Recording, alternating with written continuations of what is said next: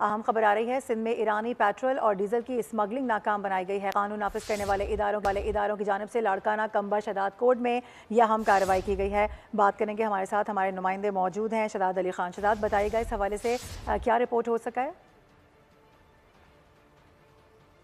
ईरानी तेल की स्मगलिंग के खिलाफ कार्रवाइयों का सिलसिला जारी है। हालिया कार्रवाई में जिला कंबर शदाद कोट के कच्ची पुल के मुकाम से 2 लोडिक ईरानी तेल से भरी ट्रैक्टर ट्राली जो है उसको पकड़ा गया है। बलोचिस्तान से सिंध में स्मगल शुदा ईरानी पेट्रोल और डीजल की स्मगलिंग की कोशिश को नाकाम बनाते हुए हजारों लीटर तेल जो है वो पकड़ा गया है। जराये के मुताबिक पकड़ा गया पेट्रोल और डीजल मुख्तलिफ निजी पेट्रोल पंप्स पे उतारा जाना था। कार्रवाई में ड्राइवर समेत जो है वो उनके अमले को भी जो है वो जेर हिरासत लिया गया है, जिनसे तफ्तीश जो है वो की जा रही है। ज़ाब्ते की कार्रवाई के लिए मुल्जिमान को महकमे कस्टम्स के हवाले किया जाएगा। जी शहजाद, आपका बहुत शुक्रिया।